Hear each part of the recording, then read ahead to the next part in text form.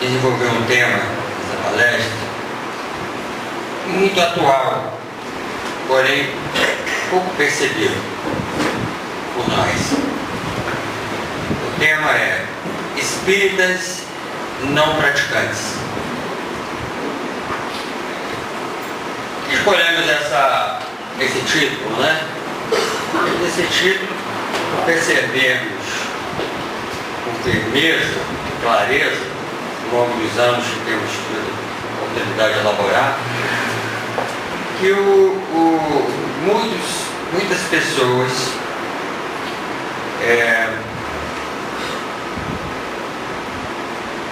aceitam passivamente se colocar como espíritas não praticantes. É espírita? Não, sou espírita, mas faz uns 10 anos que eu não piso numa casa. Você é espírita? Não, sou. Minha família é espírita. Mais ou menos assim, eu recebi por hereditariedade o conceito de espiritismo. E sobre essas reflexões, né, eu procurei desenvolver um trabalho calcado numa obra, esse livro, muito recente,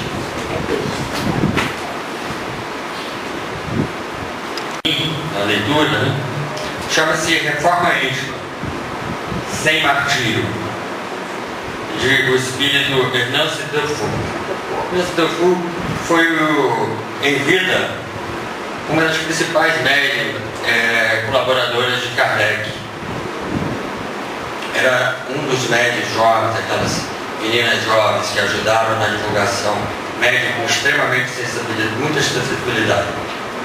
Mas voltando aqui ao tema, né, recomendo a leitura, se quiser, depois da palestra.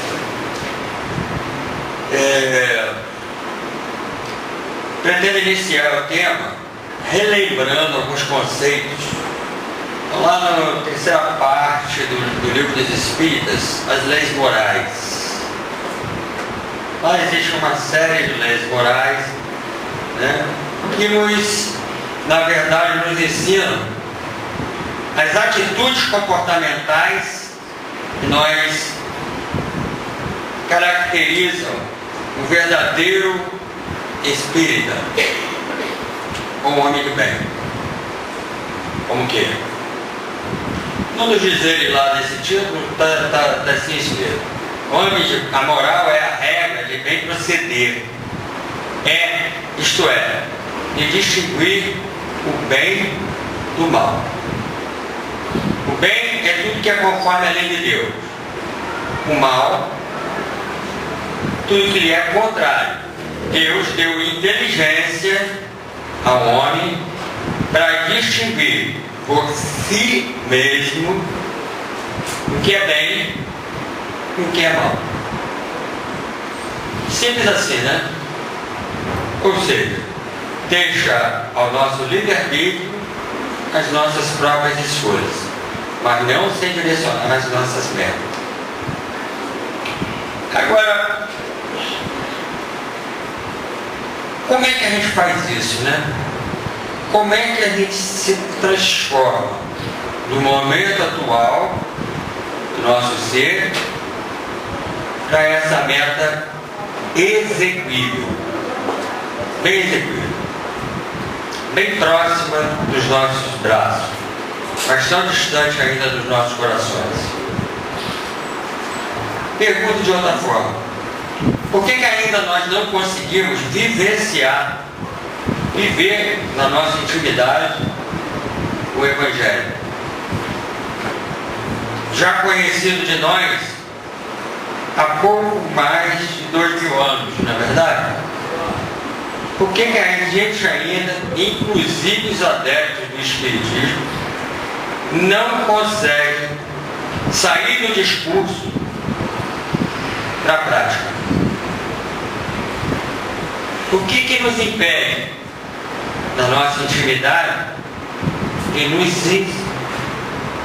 aplicar esses ensinamentos que o Cristo trouxe para cada um de nós? A missão maior dele foi vir aqui, ele explicar como fazer. Não o que fazer. O que fazer, na Bíblia já está lá há muito tempo. O Cristo veio fazer assim, ó. Eu vim aqui como irmão mais velho, explicar como é que ele tem que fazer esse negócio de reforma íntima. Só isso que ele veio fazer aqui. Dá um exemplo de que é possível. Aqui na nossa intimidade, nos ambientes espíritas, e olha que eu sou surdo, eu ouço com frequência mais ou menos essas expressões aí. Olha, eu ainda não sou espírita, eu estou tentando. Aí a colar dobra uma porta e fala assim: quem sou eu para ser espírita? Quem sabe um dia, né? Inúmeras outras expressões similares para aqueles que ainda conseguem dedicar poucas horas da sua semana, da sua vida, para adentrar dentro de uma casa espírita. Porque a maioria de nós simpatizantes sequer se dão o trabalho de entrar.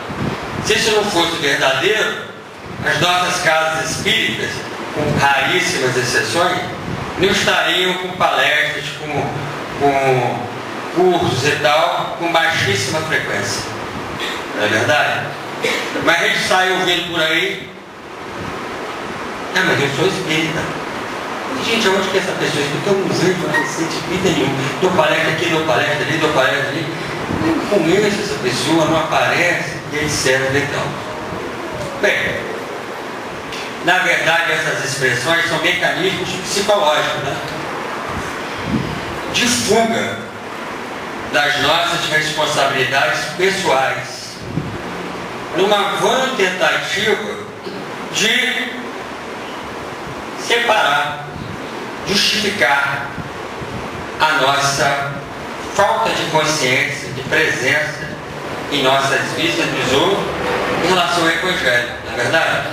A gente está tão distante que a gente começa a entrar no processo psicológico de defesa. Por isso que a gente fica soltando essas expressões aqui e acolá. Enfim. O que seria essa figura do religioso não praticante? Nós espíritos, e deveríamos, de acordo com o nosso livre-arbítrio, procurar a meta do homem bem, temos a língua bastante afiada. Não é incomum a gente falar assim: católico, quanto tem católico não praticante, na verdade? A gente esquece de olhar o nosso próprio umbigo. Uma pergunta para todos nós aqui: ao adentrarmos o Espiritismo, não é para casa espírita lá, Francisco de Assis ou qualquer outro, ao adentrar para o Espiritismo, eu estou melhorando? Eu melhorei em alguma coisa? Olhem para a sua intimidade e percebam se vocês estão melhorando. Melhorando em quê? Na frequência? Na quantidade? Não é nada disso. É na qualidade dos sentimentos que reinam na sua intimidade. Estou melhorando? Se eu estou melhorando, o Espiritismo está fazendo bem e efeito para você. Mas se eu me avalio com profundidade e verifico que não estou melhorando, algo tem que ser repensado. A gente tem que sair da superficialidade. Ser espírita não é adentrar a casa espírita de branco, ou vir aqui com uma máscara de santo. Ser espírita não é isso. Está longe disso. Mas eu espero, para a maioria de nós,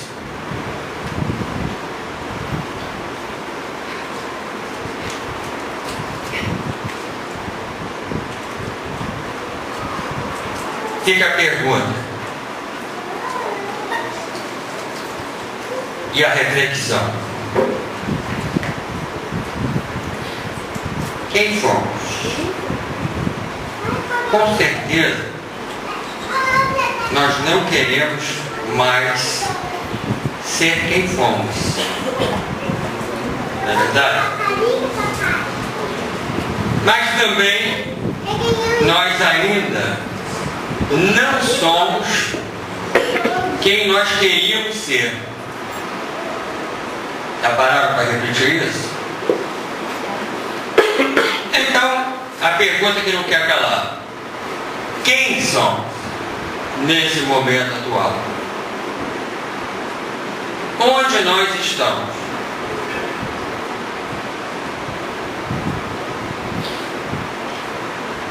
Quando eu faço esse questionamento em outras casas, palestras e tal, eu noto nos semblantes dos companheiros um silencioso desespero quando percebe que seu esforço pessoal de melhoria parece assim insuficiente, sem quase nenhum resultado na nossa intimidade. Muitos, em reflexão ou em conversas, nos colocam dessa forma: Cacá, eu vigio meu pensamento, procuro orar muito, pedindo auxílio. No entanto, eu me sinto assim meio que perseguido por uma força maior que me distrai, que me domina os impulsos. E muitas vezes eu, sem intenção de fazer, sou levado a tomar uma atitude assim que eu não queria tomar, mas ainda tomo. E eu não estou aqui, com toda sinceridade, me colocando fora dessas mesmas pessoas nessa situação. Aí ficam as reflexões da nossa intimidade, né? Começa a surgir conflitos, desespero mudo, silencioso. A gente fica, a máscara continua nele. A gente continua se vestindo de branco, continua no nosso culto exterior. Nós espíritos gostamos de dizer que nós não temos culto exterior. A casa espírita mais ou menos, né? Mas a maioria pode dizer que não tem culto exterior. Mas a gente entra nesse desespero que vem assolando muitos e muitos companheiros do espiritismo quando cai a ficha. Não é no passo inicial, porque no movimento espírita a gente observa três fases muito claras. A primeira fase é a fase do fenômeno, na época lá de Kardec mesmo. Depois da divulgação, depois da segunda fase, vem a fase da busca do exercício da caridade praticada. Aqui e acolá surgem várias entidades que procuram trabalhar no bem, mas ainda não entendem que estou trabalhando. Você está trabalhando, estou trabalhando. Você está trabalhando, estou trabalhando, porque estou trabalhando. Não reflete porque está ali no trabalho. E a terceira fase, que é uma fase mais atual, trabalhando em sessões mediúnicas, trabalhando no almoço, trabalhando para aqueles que gostam ainda de trabalhar. E a terceira fase é a fase da interiorização, de buscar na sua intimidade a sua melhoria.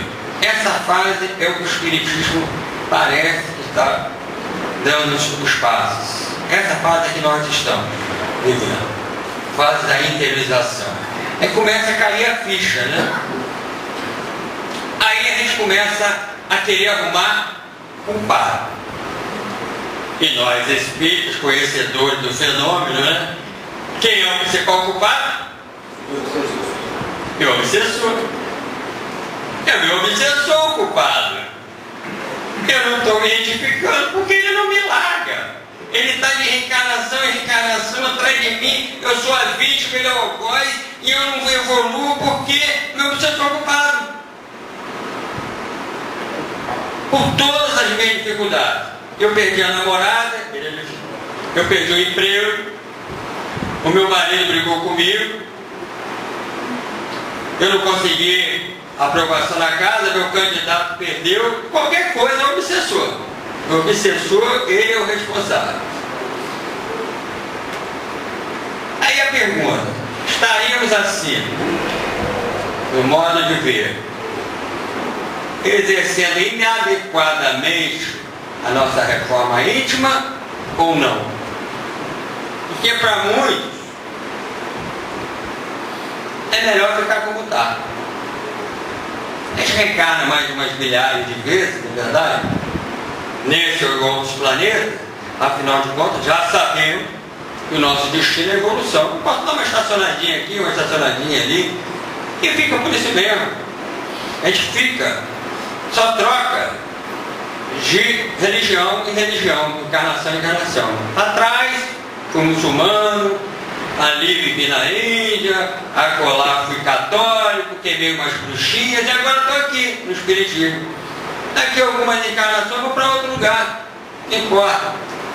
Mas estou evoluindo? A pergunta é essa. Estou evoluindo?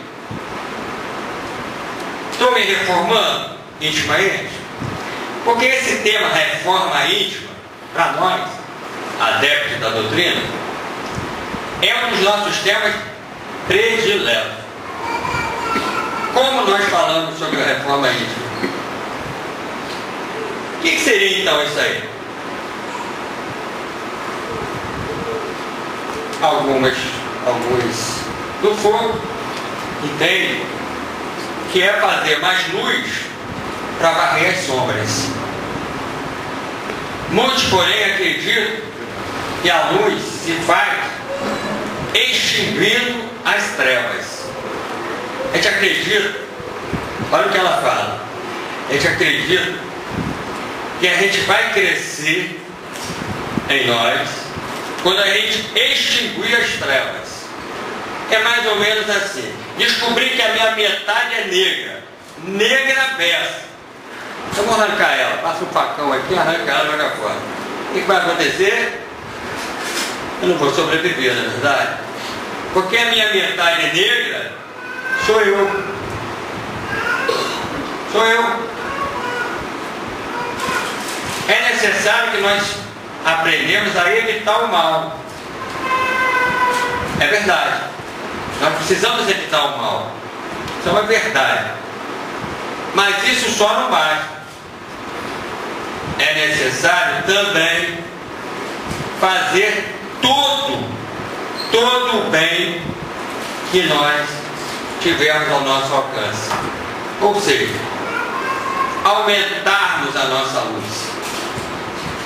A gente só vai estipar as trevas quando a gente aprender a aumentar a nossa luz íntima em nós.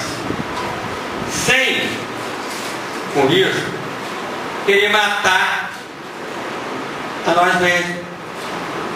Reforma íntima de profundidade exige devoção integral. Não se consegue apenas vindo a uma casa espírita uma vez por semana, principalmente para tomar um passezinho, tomar uma água aberta, porque ninguém é de ferro, não é verdade? Nós estamos viciados nisso. Afinal de contas, aí o nosso obsessor dá umas trevas de alguns minutos no ambiente ali. A gente sai e esquece dessa palavra, devoção integral. E no primeiro momento que está aqui fora já começa a entrar no estado vibracional diferenciado para pior. Então a espiritualização em nós, reforma íntima, se dá onde quer que nós estejamos. E isso cá para nós. Um copo d'água. É difícil a beça, por favor. É difícil a beça, né? Manter um nível alto. Não só dentro da cabine de prece, de oração e de paz. Manter o nível alto. A gente fala muito comum, outro chavão. A gente fala muito, sabe, tem que retirar o homem velho que está dentro de nós, não é verdade? Mas eu quase não ouço. Me desculpa, eu sou surdo. Eu quase não ouço a gente falando sobre um homem novo. Tentando vivenciar um homem novo. A gente fica ali no homem velho, se auto, andando para frente e voltando, dando um passo, voltando, dando um passo, voltando. Ah, meu homem velho, eu sou nervoso porque eu tenho um homem velho, eu xinguei porque eu tenho um homem velho, eu adulterei porque eu sou um homem velho. E ninguém fala no homem novo, né? Cadê o homem novo? Nós temos esse mau hábito, é um mau hábito, destacar as nossas doenças espirituais nos outros. Eu não falo das nossas doenças mais íntimas, né? A gente identifica as nossas doenças no irmão e critica aquilo que a gente vê em nós do irmão. O irmão é mulherengo, o irmão é indisciplinado, o irmão é violento, e o irmão é isso, o irmão é aquilo, o irmão é aquilo lá. Não é verdade? Nós estamos aqui por acaso, somos santos. Estamos aqui por acaso. Devemos ser companheiros no nível de Jesus e viemos aqui alavancar o resto da casa espírita. Porque nós não temos defeito.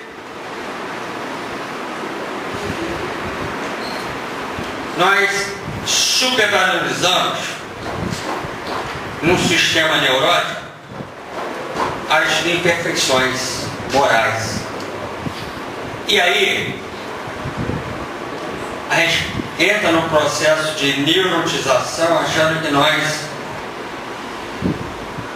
somos santos de uma hora para outra, contrariando a natureza. Nós demos um salto evolutivo tamanho e de uma hora para outra coloquei uma roupa branca, andei de pé no chão e virei um ser perfeito do ponto de vista moral. Não é assim, né? A gente tem que fazer um trabalho grande de reflexão, para pensar um pouquinho quais são as nossas incapacidades. Aonde nós nos capacitamos ainda? Não nos capacitamos, né? E entra nesse processo um elemento muito importante que é a dor. Mas como que nós reagimos a essa dor? Não é, vou dar um exemplo aqui, ocorre com muita frequência. Somos assim convidados a examinar por um irmão qualquer uma determinada imperfeição apontada na nossa personalidade. Olha como é que eu estou falando bonito hoje. O cara fala assim, ó, você está com defeito aqui, você está falhando aqui. Como é que nós reagimos a essa situação? Nós temos duas dores aí. A dor da nossa autoavaliação, a gente nos autoavaliar, ou a dor da nossa negação. Nós não somos assim. Ele que está completamente errado. Eu sou o espírita kardecista. Ele é o bom. Normalmente nós preferimos o quê? Negar aquela atitude apontada na nossa personalidade. E muitas vezes colocar isso tudo na cesta daquela pessoa que, como é que fala? Melindre, na cesta do melindre. Ah, ele se melindrou. Melindrou coisa nenhuma, ele se melindrou porque ele não aceita ouvir ele e nós, na verdade, né? Verdades. Mesmo que verdades relativas em relação à nossa personalidade. E se aquilo realmente numa autoavaliação tiver como nos beneficiar, nós devemos fazer o quê? Tentar nos re-ratificar, não é verdade? E se nós não nos conseguirmos enxergar aquela atitude, o que considerar o tamanho, importância que eu me melindre? No entanto, conter o mal, como eu estou falando aqui, é uma parte desse processo transformador da nossa moralidade.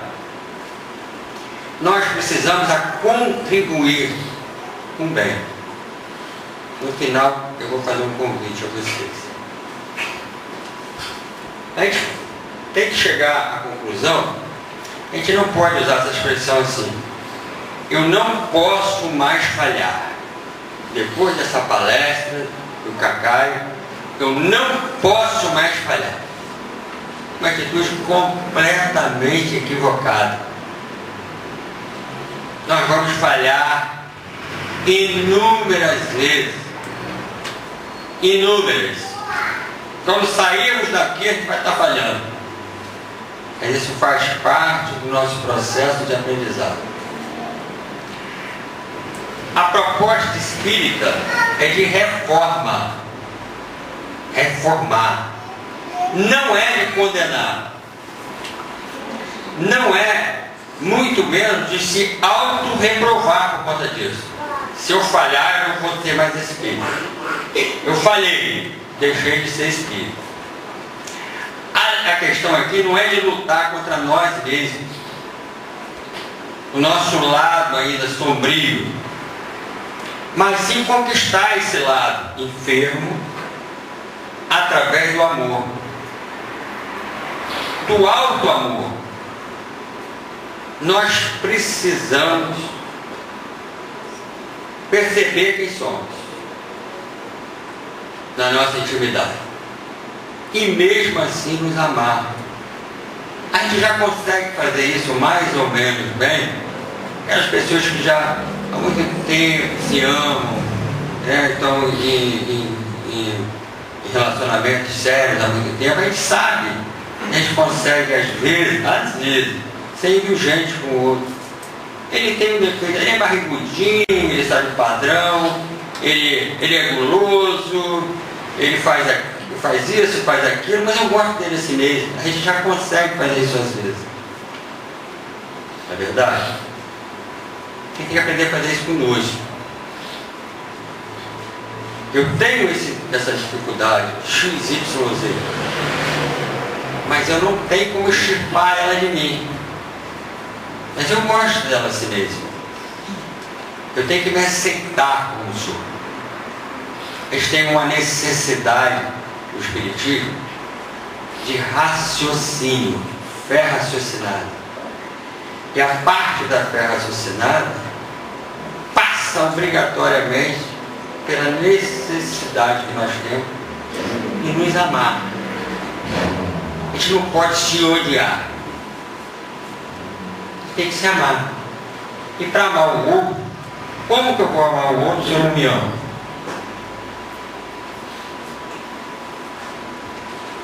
Precisamos refletir sobre isso. No entanto, a gente tem, nessa busca da nossa reforma íntima, que abandonar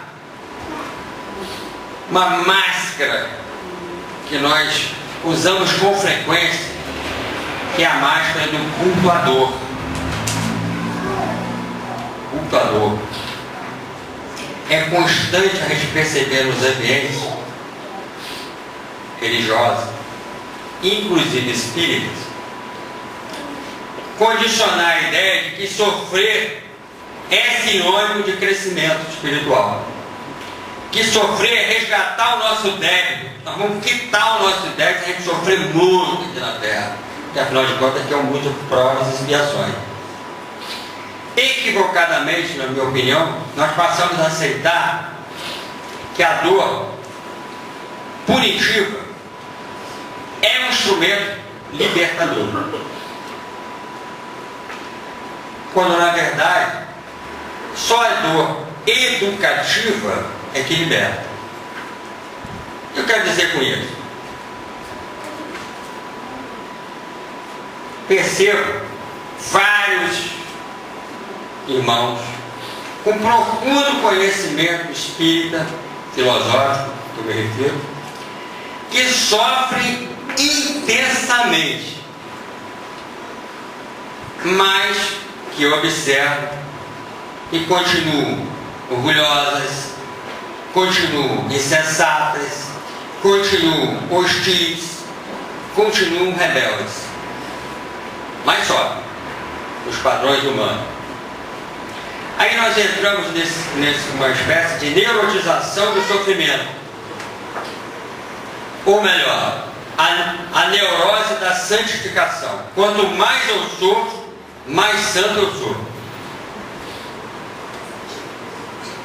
Então, a gente começa a criar um sistema de hábitos, de condutas extremamente rígidas, principalmente com o outro, a título de nós seguirmos as orientações doutrinárias, como se a doutrina espírita falasse que é fora do sofrimento que é a salvação. Não conheço nada na doutrina espírita que fale sobre isso. Nada. Mas nós passamos na prática a nos preocupar anos a fio com o que nós não devemos fazer na nossa conduta.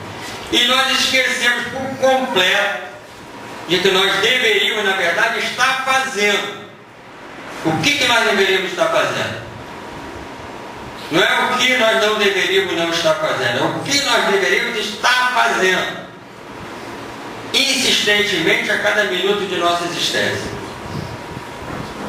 Assim, muitos, quando a ficha cai, acabam por desistir e debandarem do espiritismo ou de qualquer outra prática religiosa.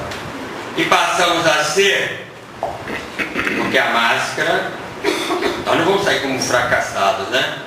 Nós vamos sair como espíritas não praticantes. Quem sou? Eu sou espírita não praticante. Eu desisti, mas eu não posso dizer que eu desisti. Então eu sou espírita. Filosoficamente eu sou espírita. Porém, o que você faz para se auto-melhorar? Absolutamente nada. É preciso que a gente tire a nossa máscara. Essa máscara.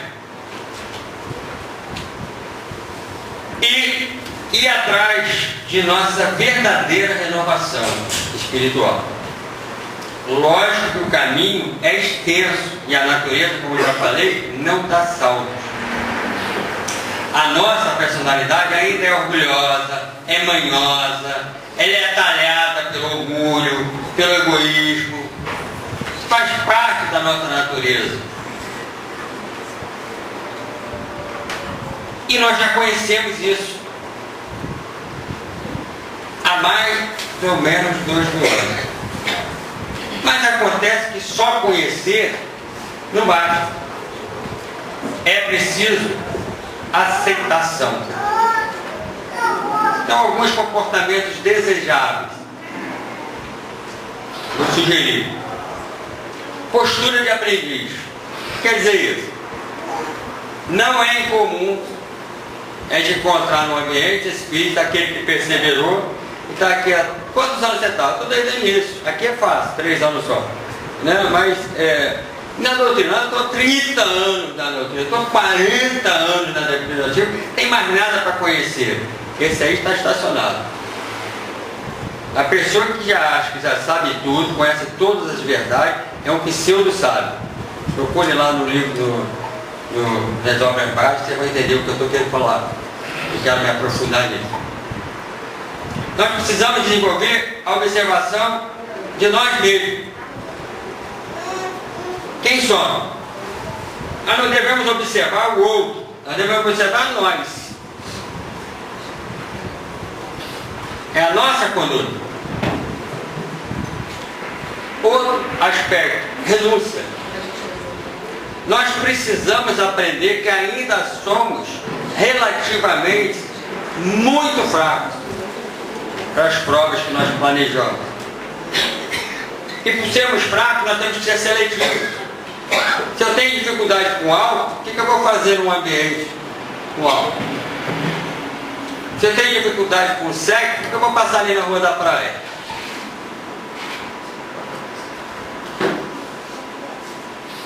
Nós precisamos ampliar as nossas opiniões pessoais. Nós temos que nos aceitar que nós somos seres ainda sombrios. Nós temos muita sombra e pouca luz.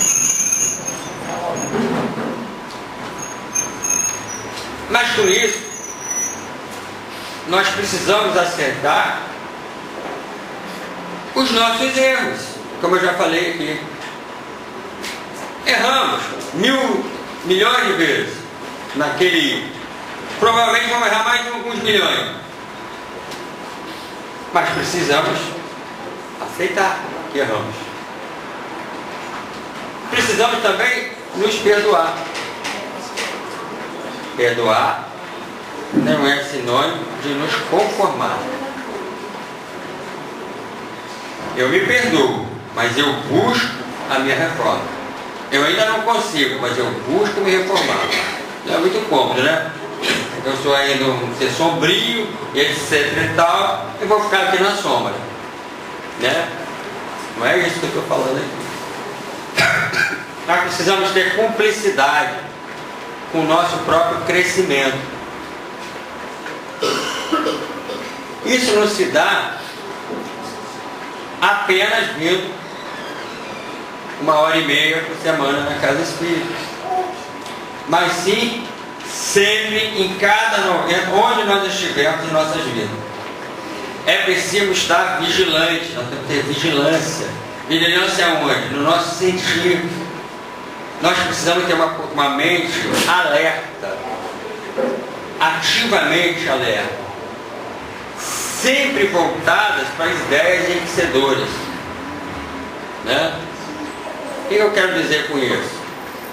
Eu vou ver uma novela da Globo, ou vou ver um seriado, um Big Brother, ou qualquer coisa dessa mais atual, né? Ou ler um livro espírita, ou ler um livro, um bom livro, ou ver um bom filme. Eu vou ficar em atitudes ainda invigilantes.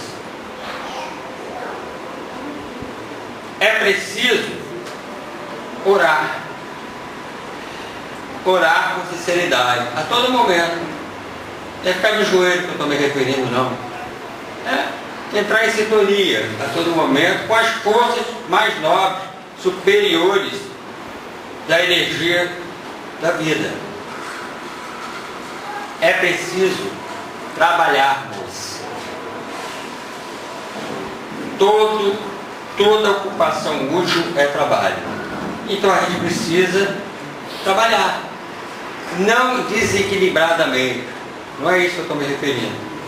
Mas é preciso sair do ócio. Aquela postura de não fazer nada. Nós precisamos trabalhar. Trabalhar onde? Trabalhar profissionalmente, trabalhar voluntariamente, trabalhar, até morrer. Até desencarnar. Nós precisamos ter tolerância. Tolerância com quem? Aquela ideia de que tudo tem um tempo. Tudo tem um momento. A gente não precisa se precipitar. Nós precisamos, como eu falei, ter auto-amor. O que é o auto-amor? É aprender a gostar de nós mesmos. Independentemente do que fizemos no passado. E que queremos e podemos fazer no futuro. É preciso nós nos socializarmos. Isso aqui é uma coisa maravilhosa. Mas isso aqui, não no conceito da organização. Nós temos que saber quem é cada um de nós aqui. Eu vou falar um pouquinho, mas vou adiantar aqui. Muitas vezes a gente vê as pessoas com um apego profundo com um livro qualquer, com apego com a casa qualquer, mas não conhece quem está do lado. Não conhece porque a senhora veio hoje, eu percebi que a senhora levantou a mão aí. Veio hoje. Aí eu não conheço porque eu cheguei hoje. A senhora está desculpada. Mas a maioria aqui já vem há algum tempo. Pare para refletir. Você tem socializado? Procuro saber do outro positivamente. Pelo menos o nome. Quantos filhos tem? Mora em Macaé? Não mora? Já entrou para o espiritismo? É espírita? Não é? Está fazendo aqui? A gente não se socializa. A gente não socializa. Como crescer sozinho? Né? Como ter inveja de você mesmo? Ela tem inveja, eu preciso me socializar, saber que ela tem um carro melhor que o meu e ficar com inveja dela. E se eu fico com inveja dela, eu tenho 3 atitudes: ficar realmente com inveja dela, ficar com inveja dela e fazer, peraí, não é por esse caminho que eu tenho que ir, o bem já está para se fazer aqui, nessa atitude. Ou realmente não ficar nem um pouquinho preocupado que ela tem um carro melhor que o meu. Olha só, ali você já começa a fazer um teste no relacionamento, onde é que você está na sua intimidade. Porque aqui nesse meio tem muita gente que tem inveja do outro. Por quê? Porque nós somos humanos. É para não ter inveja? Não é isso que eu estou falando. Mas é para reeducar o sentimento. Por que eu estou tendo inveja? Se eu já estou com uma proposta de ser espírita. E é preciso, com certeza absoluta, praticar a caridade no exercício do amor ao próximo. Aprender a servir e aprender servindo. Enfim.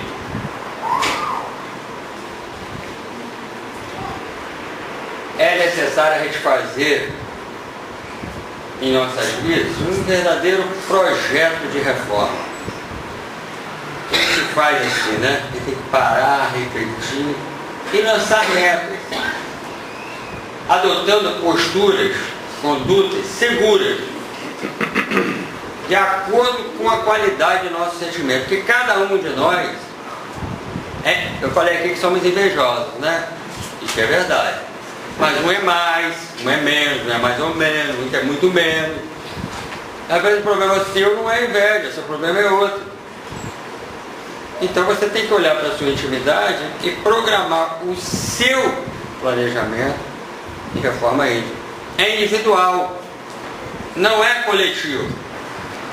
Não serve qualquer médium, qualquer dirigente vir aqui e falar para vocês de uma forma genérica qual é a solução do seu problema, até porque ele não sabe.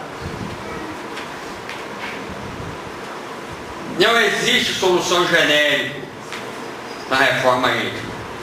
Existe tratamento específico, cirurgia específica dos nossos sentimentos. Mas como é que a gente educa, afinal de contas, esse sentimento?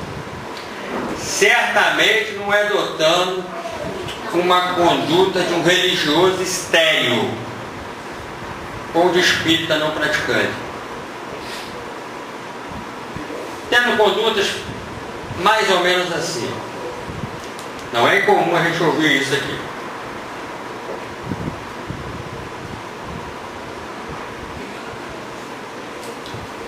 Se eu fumar ou beber qualquer bebida alcoólica, essa pessoa não é espírita. Primeiro, se eu colocar uma imagem qualquer numa casa espírita, você não é espírita, é kardecista. Sequer eu posso assim, admitir que você pode ser até espiritualista, mas espírita você não é. Isso é um religioso estéril.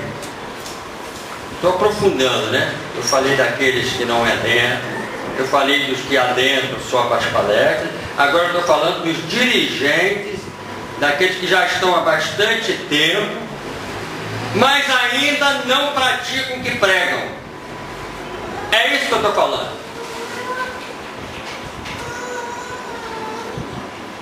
Se a pessoa bebe ou não bebe, eu tenho lá na Fundação Jonas de Anjos uma pessoa que fuma muito, tem 78 anos de idade, fuma desde os 12,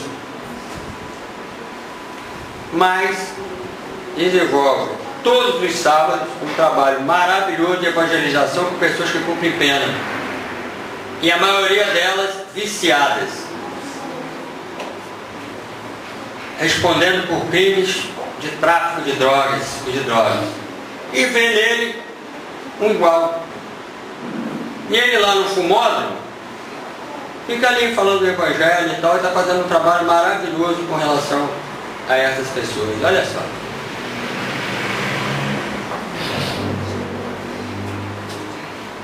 Logicamente eu não estou aqui fazendo uma apologia ao fumo, ao álcool, nada disso. Eu não estou fazendo isso aqui. Eu estou apenas dizendo que a gente não deve desprezar os valores dessas questões, que quando bem orientadas por dirigentes com bom senso e boa lógica, flui bem. Mas a gente não pode ser radical, porque nenhuma dessas questões é uma referência segura sobre a qualidade dos sentimentos dos dirigentes, dos praticantes da doutrina espírita. Não é. Uma referência segura é o que sai pela boca. Essa é uma referência segura. Já dizia lá o Evangelho segundo o Espiritismo, capítulo 8, mais ou menos assim: o que sai do coração e passa pela boca é o critério de validação de nossa realidade espiritual. Às vezes, quando a gente está assim, menos desatencioso, a gente começa a falar, né? Começa a falar, fala mal de um, fala mal de outro, fala mal de outro, fala mal de outro. Na verdade, isso é só contato comigo. Minha mulher está ali, não deixa mentir, ela está me olhando com o olhar assim, ó. Ela sabe a minha conduta íntima. Mas só eu? Só eu? Como estão os sentimentos de cada um de vocês?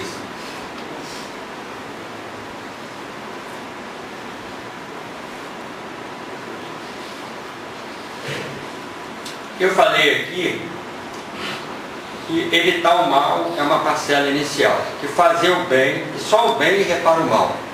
Falei isso também. Agora, essa luta é constante, é intensa. Nós devemos lutar, tentar, nós vamos errar, aí nós devemos recomeçar, aí nós vamos fazer de novo, vamos cair, e essa longa caminhada regenerativa não se dá numa encarnação só. O que você está falando? Você está falando que eu me tornei espírita e eu não vou me tornar um ser evoluído nessa encarnação? E eu não estou falando nada disso. Quem fala isso é a doutrina espírita. Não dá saltos. Ninguém dá saltos. Você vai caminhar, vai evoluir, mas sem de uma hora para outra virar um santo. Mas a gente nunca pode desistir de tentar e realizar o bem.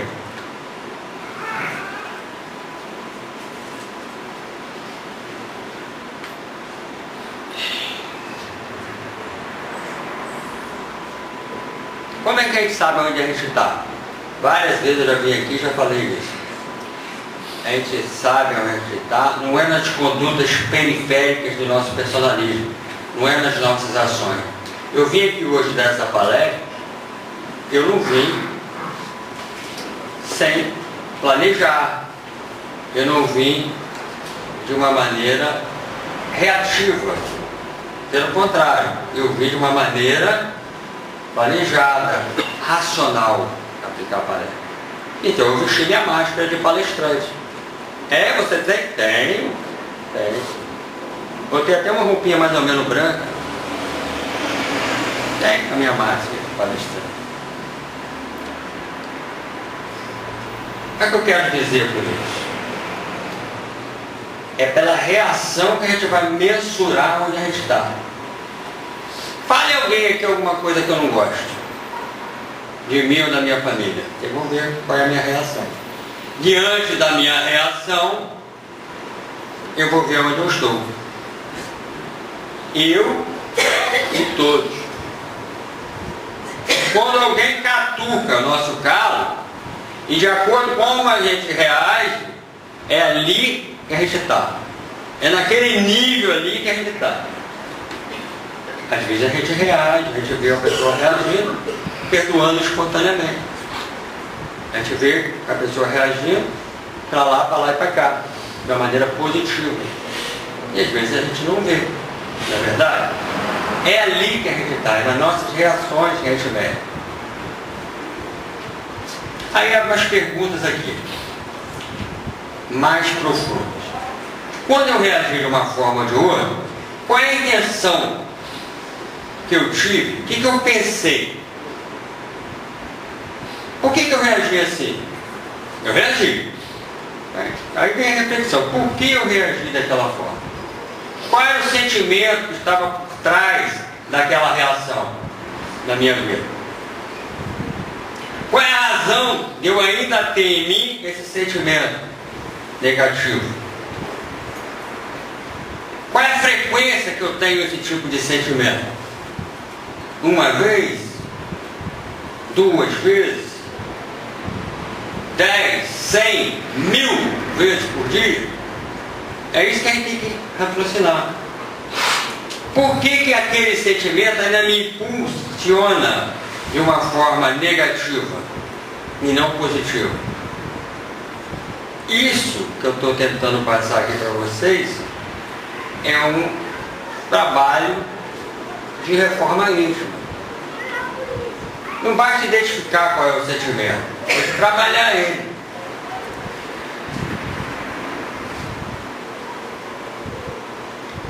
E aceitar esse sentimento. No entanto, aceitar, já falei aqui, é diferente de se conformar com o mal. Aceitar é admitir aquele sentimento, as nossas limitações, etc. e tal. Para, na reforma íntima, buscar a sua transformação. Jamais é aceitar aquele sentimento e pronto. Aí eu reajo assim porque eu sou temperamental. Quem me conhece sabe que eu sou temperamental mesmo. Aí eu reajo assim porque eu sou temperamental. Não. Você tem que procurar saber por que você reage constantemente daquela forma e procurar se modificar.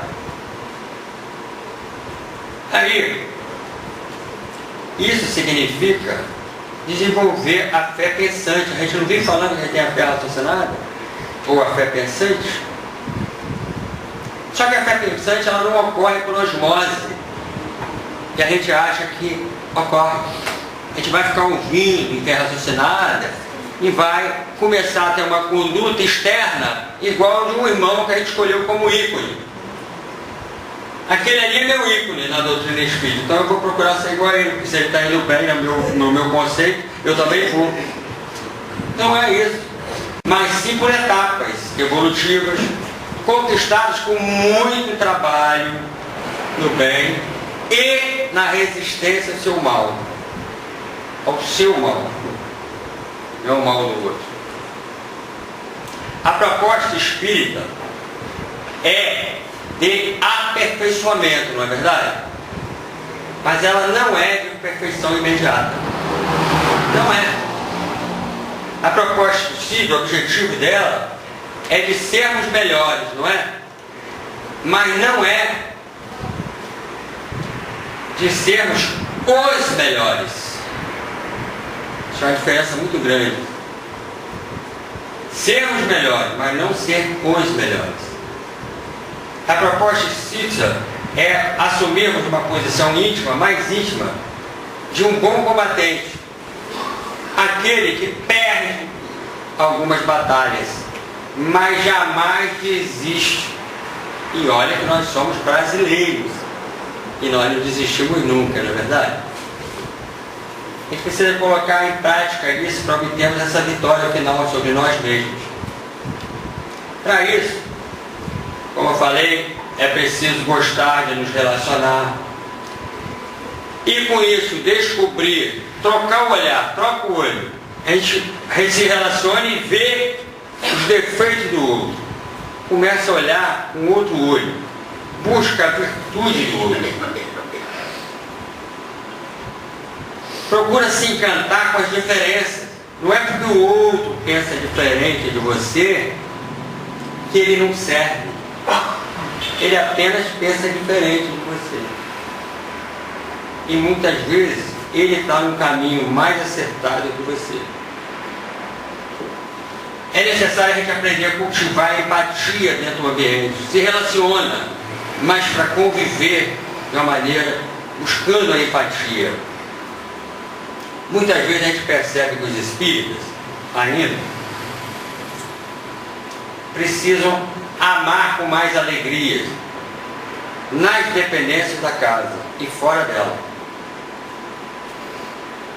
A gente às vezes, como eu falei, ama mais a tarefa do que a pessoa que está ao nosso lado. O que queremos fazer, o que devemos fazer e o que podemos fazer para melhorar esse nosso sentimento sem salto. O que a gente pode fazer? Nossa meta, como falei, é viver o espiritismo por dentro e não na superficialidade. Nós precisamos re-ratificar os nossos sentimentos. Essa é a grande batalha humana. Estará o bem em nós mesmos. E é muito bem sintetizada nessa frase que eu vou ler aqui para vocês, da autoria de Paulo de Tarso. Porque não faço o bem que quero, mas o mal que não quero, esse faço. Vou ler de novo. Porque não faço o bem que quero, mas o mal que não quero, esse faço. Percebam que o Paulo de Tarso, que foi um grande entre nós, um grande exemplo, um grande cristão, um grande pensador, um grande praticante do bem, ele já percebia que ele queria muito fazer o bem, mais bem que ele já fez. E olha que ele fez muito bem, né? Para nós, na humanidade. Mas ele percebia que ainda nele, na intimidade dele, ainda tinha muito mal. E esse mal ele ainda continuava fazendo. E que ele procuraria, então, o quê? Se re-ratificar. Porém, nós nunca devemos nos esquecer que ainda somos humanos, filhos do mesmo Pai. E todos vamos chegar lá. Em algumas conversas minhas, de George, de Cacari, eu escutei certa vez uma fala de Cacari que ele disse assim: de espírita, eu só tenho a pontinha da orelha. E aquilo gravei, né? E quando me deparo em determinadas situações da minha vida, eu acho que eu estou ainda no buraco do brinco. Está muito pequena ainda a minha parte espírita. Né? Porque a gente sempre fala, é muito fácil ser espírita aqui dentro. Praticar lá fora, nossa, como é difícil. Praticar dentro de casa com aquele marido, cabeça dura, nossa Senhora. Não é assim? Ou então com aquela mulher teimosa, com aquele filho rebelde, nossa Senhora. Haja oração, haja reforma íntima, não é? Mas nós temos essa encarnação toda e teremos os milênios. Várias outras reencarnações para podermos aprender a lição. Deus não tem pressa, não é? Nós é que precisamos nos preocupar de nos melhorarmos. Eu fico pensando que se a gente precisa se vigiar e às vezes dói, Eu me lembro de uma passagem do Cristo, porque os Espíritos nos falam assim: se a gente acha que doeu muito a crucificação do Cristo, a gente acha que aquele momento foi a maior dor que ele sentiu. A gente acha que é muito doloroso. Mas a maior dor que ele sofreu, que ele sentiu, foi a transformação perispiritual que ele teve que fazer para reencarnar nessas camadas tão densas da Terra. Porque um espírito tão evoluído, imagina, de uma vibração tão sutil, de uma intensidade tão sutil, que transformação que ele teve que fazer para poder reencarnar aqui na Terra, que ainda é um planeta que está ainda na zona bem umbralina. E quando ele estava reencarnado, próximo do seu Calvário, ele orava nos Montes das Oliveiras e ele suava sangue. Imagina a dor que ele devia estar sentindo de toda a nossa limitação, de toda a nossa imperfeição ali naquele momento. Falo, nós espíritos, provavelmente estávamos lá, batendo palma, rindo, não sei. E quando ele estava caminhando para o seu Calvário, eu fico imaginando às vezes o que deveria passar pela cabeça dele naquele momento. Porque às vezes nós passamos pelos nossos calvários íntimos, que acreditamos que é um grande sofrimento, um grande desespero, seja esse calvário um momento de desemprego, seja esse calvário problema familiar, problema conjugal, não importa.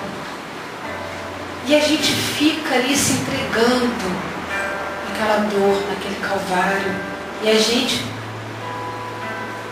não consegue sair daquela situação, não consegue se ver fora daquela situação.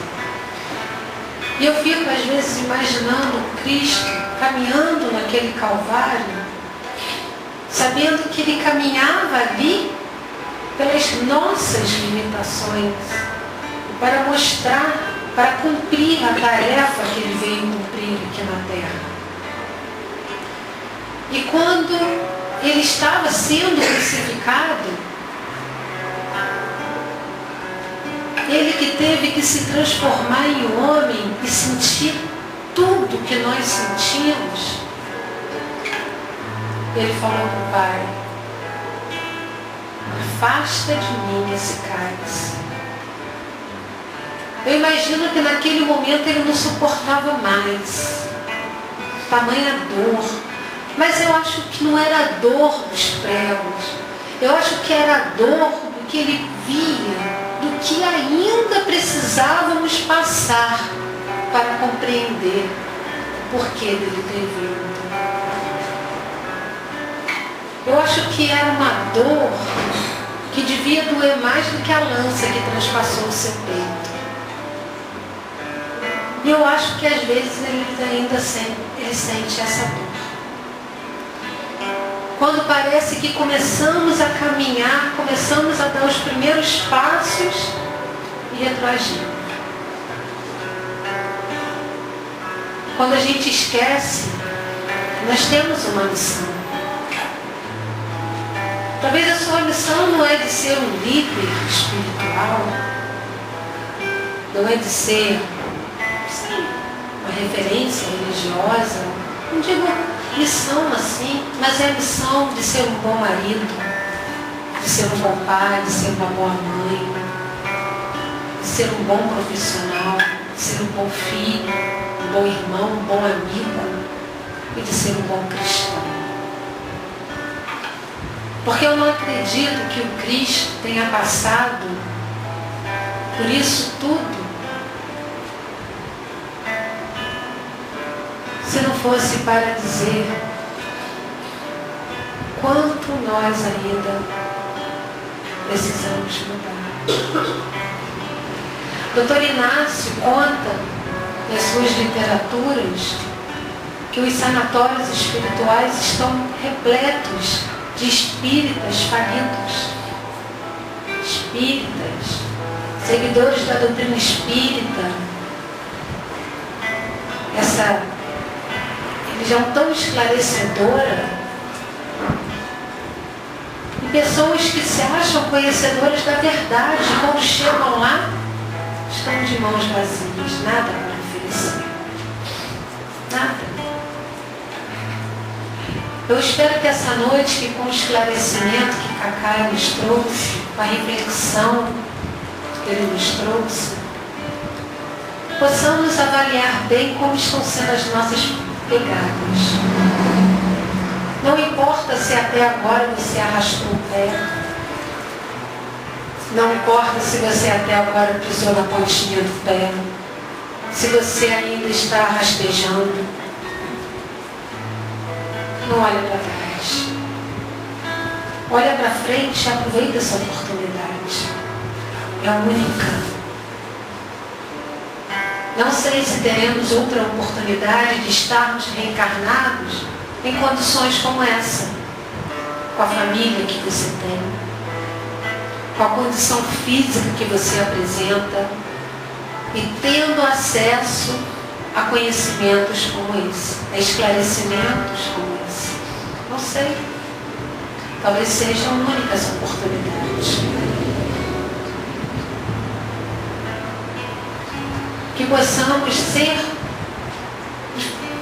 viver nessa transformação que Paulo de Tarso viveu.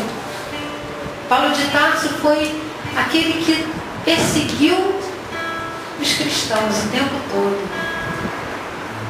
Por ele crucificava o Cristo todos os dias. E foi considerado o maior apóstolo. Ele não conheceu Jesus, mas foi o que mais divulgou o seu evangelho.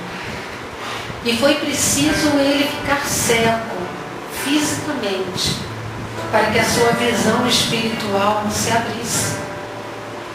Será até quando vamos ter que ter espinhos na nossa carne? Vamos traduzir em provas para que a nossa visão espiritual se abra. Será que até quando vamos continuar olhando somente para o material e esquecendo de enriquecer o nosso espírito? E Paulo de Tarso era tão sincero e ele se conhecia tanto que ele disse que ele queria fazer mais. Ele queria fazer mais o bem e não conseguia. Mas ele conseguia fazer o mal que ele não desejava. Que ele não desejava fazer. Que essa noite Jesus possa fazer em cada um de nós essa transformação que foi capaz de fazer em Paulo de Tarso. Ao final de sua caminhada, Paulo de Tarso disse: não sou eu mais quem vivo, mas é o Cristo que vive em mim. E o Cristo pode viver em nós. Basta a gente querer. Vamos nesse momento fechar os nossos olhos e pedir ao nosso Mestre Jesus para que Ele possa nos renovar. Seja qual for o estado que você se apresenta nesse momento, seja qual for o seu conhecimento, seja qual for o seu problema, seja qual for a sua limitação para poder aceitar essa transformação, reconhecer, abrir os seus olhos, a dificuldade que você encontra.